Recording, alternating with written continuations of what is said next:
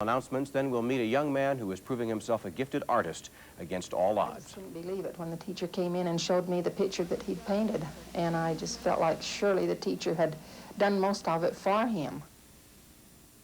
For you now the story of a remarkable young artist. Make that a remarkable young man. He is Michael Brown. Michael not only is talented, he also teaches others that very little is impossible. Margaret Smoot has our report. Do you all have the maps I gave you to study with? No! The class is world geography. The students are 9th graders at Delta High School. But the subject of this story isn't found in the rivers and terrain of countries, but the heart and mind of a teenager. This teenager, Michael Brown. Michael is easy to spot in class because he doesn't sit. He stands all day long. And it's hard to miss his headgear. A hockey helmet isn't standard issue to 9th graders. You could say Michael Brown has a handicap, but don't tell Michael Brown that. This is a young man who's an expert at beating the odds. Michael was born without some of the muscles in his arms and legs. The official name of the disease is arthrogryposis.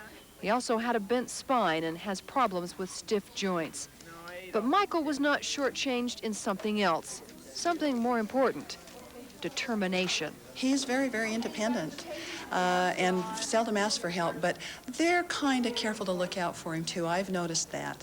If he's going to be the pokiest one to lunch, they're all stuffing his books in his bag and making sure he gets out the door, too. Doctors are surprised that Michael Brown can walk. He does, quite well. But his lack of arm muscles makes it impossible for him to raise his arms or hands, and simple things like opening up a locker at school are beyond his grasp.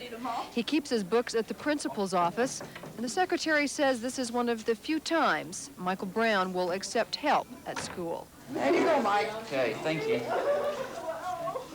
I'll do it. It's his whole attitude. I can do it. If you tell me it can't be done, I'll find a way that it can. And that's Mike. Michael is unusual for obvious reasons, but Michael goes beyond obvious. He is an artist, and he can do with his arms and hands what most other 15-year-olds can't. And it isn't just in art class at school where Michael's rare abilities shine. For when Michael comes home, he picks up a paintbrush, mixes his colors, and starts to oil paint. Not the paint by the numbers kind. You already know that isn't Michael's style. This is the real thing. Some have dubbed him the budding young artist of Hinckley, Utah.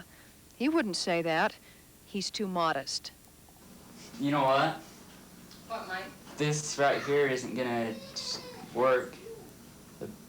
Is your paint still too wet? No, it's too green at the back, and it's just not making it stand out. In seventh grade, my teacher said that he's going to show us what an oil painting was. And so he says he has a sister that's an artist named Verdine Rawlinson, and she's going to come down and show us what one was, and we were supposed to bring 75 cents to paint. So she came and we painted, and that's how it started. I just couldn't believe it when the teacher came in and showed me the picture that he'd painted, and I just felt like surely the teacher had done most of it for him. But it is all his work with some coaching from an art teacher. And how he does it is a delicate balance. Just in between my middle finger and this finger right here, and my thumb. What actually directs it? Is it your whole arm moves it? My right arm moves it. The way his hands are positioned, it's like painting upside down. The result is more than right side up. Michael has won blue ribbons for his work, and earlier this year, he was honored at the Golden Key Awards, a statewide tribute to his courage and accomplishments. It just makes me feel so good that he's got the get up and go, that he can do things, and show me that he's capable of doing them. I felt like that he could do them if he made up his mind to do it, and he's doing that now.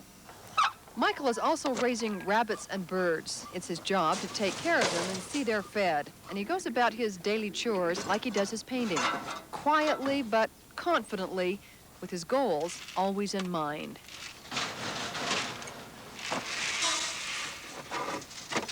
I'd like to be several things. I'd like to be an artist, or a radio announcer, or a TV announcer, or else I have a garden, a greenhouse. So far in his career, he has finished 15 paintings. He is partial to scenery and says he's still having trouble getting the animals right. This is the canvas he finished for his grandfather, and this one, his personal favorite. It may look like a landscape, but it's really a picture of Michael Brown. You got a lot of goals. Are you going to make them all? I'm going to try.